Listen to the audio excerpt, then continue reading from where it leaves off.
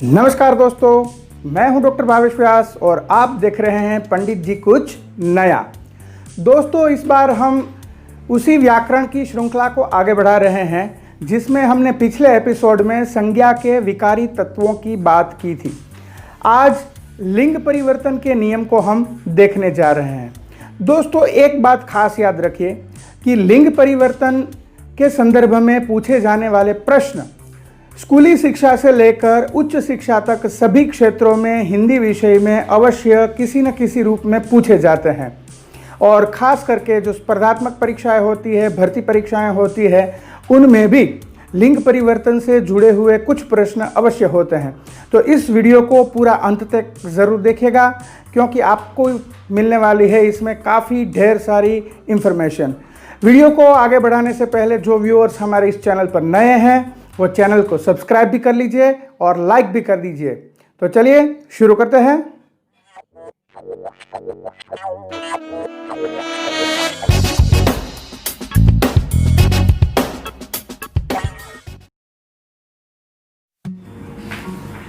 लिंग परिवर्तन के नियम।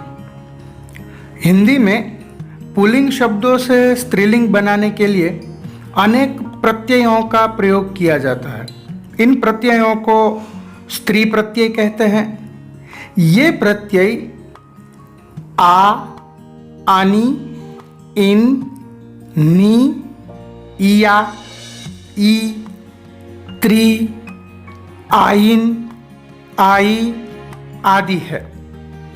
आइए देखते हैं कि इन प्रत्ययों से किस प्रकार से लिंग परिवर्तन होता है।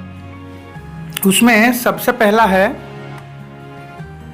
कुछ पुल्लिंग शब्दों के अंत में जब आ जोड़ते हैं तो स्त्रीलिंग शब्द बन जाते हैं। जैसे वृद्ध का वृद्धा, मुग्ध का मुग्धा और छात्र का छात्रा।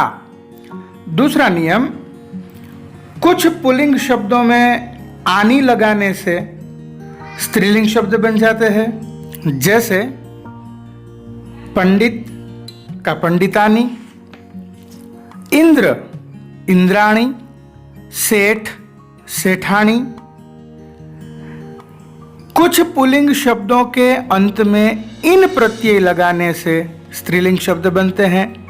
जैसे सांप का सांपिन, माली का मालिन और अंत में ग्वाला का ग्वालिन शब्द बनेगा। आगे के नियम में नी प्रत्यय जोड़ने से स्त्रीलिंग शब्द बनते हैं। मूल शब्द है ऊंट, उसमें नी प्रत्यय लगाने से ऊंटनी स्त्रीलिंग हो गया। शेर का शेरनी और मोर का मोरनी।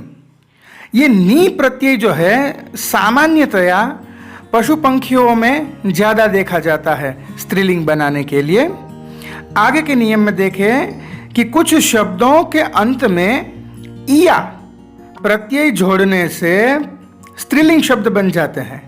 जैसे चूहा, उसका हो जाएगा चूहिया। बूढ़ा, उसका हो जाएगा बुढ़िया। और बेटा, उसका होगा बिटिया। और भी कई सारे इसमें उदाहरण जोड़े जा सकते हैं, लेकिन यहाँ पर हम समय को ध्यान में रखते हुए सिर्फ 3 ही उदाहरण ले रहे हैं प्रत्येक नियम के अंतर्गत। आगे के नियम में देखें कि कुछ संज्ञा शब्दों के अंत में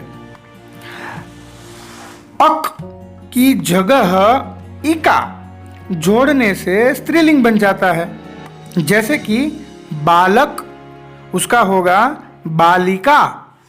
गायक, उसका होगा गायिका। और अंत में लेखक का होगा लेखिका। आगे के नियम में देखें तो कुछ शब्दों में अंतिम स्वर के स्थान पर ई, दीर्घ ई प्रत्यय लगाने से स्त्रीलिंग शब्द बन जाएंगे।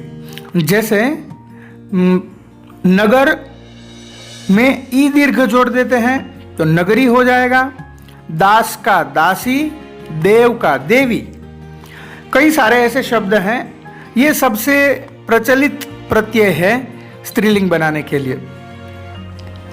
आगे के नियम में देखें तो कुछ शब्दों में त्रि लगाने से स्त्रीलिंग शब्द बन जाते हैं। जैसे कि विधाता, उसका हो गया विधात्री, अभिनेता अभिनेत्री, और निर्माता का होगा निर्मात्री। ऐसे ही आगे के नियम में कुछ क्रियाओं में, ये क्रियाओं की बात हो रही है, कुछ क्रियाओं में आई प्रत्यय लगाने से स्त्रीलिंग शब्द बन जाते हैं। जैसे लिखना का होगा लिखाई, बुनना का होगा बुनाई, पढ़ना का होगा पढ़ाई।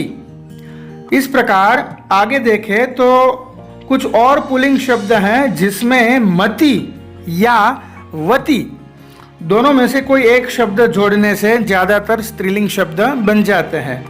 जैसे कि आयुष्मान, तो यहाँ पर मति जोड़ा जाएगा, आयुष्मति।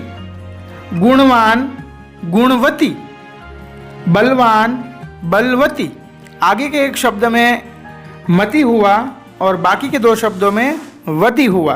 तो इस प्रकार से ये दो शब्द वती के और एक शब्द मति का स्त्रीलिंग बना। आगे देखें तो हिंदी में कुछ पुल्लिंग शब्द ऐसे भी हैं जिनके स्त्रीलिंग शब्द उनसे एकदम भिन्न प्रकार के हैं, अलग ही हो जाते हैं, दोनों में बड़ी असमानता है। जैसे कुछ शब्द देखते हैं यहाँ पर, भाई उसका स्त्रीलिंग हो जाएगा बहन, पिता का होगा माता, बैल का होगा गाय, राजा का होगा रानी। ये दोनों आपस में पुल्लिंग और स्त्रीलिंग शब्द बड़े ही भिन्न होते हैं। ये शब्द विशेष रूप से परीक्षाओं में पूछे जाते हैं। आगे मूल बात यह है कि आप अपनी तरह से इस प्रकार के शब्दों का अभ्यास करते हैं तो आप में महारत हासिल हो जाएगी। आज के लिए दोस्तों इतना ही। आगे हम इसी विषय पर वचन से संबंधित नियम, एक वचन किस नियम से बनते हैं, बहुवचन के पहचान के शब्द कौन से हैं, उनको बनाने के नियम कौन से हैं, ये सारी बातें आगे के वीडियो में देखेंगे। तो आज के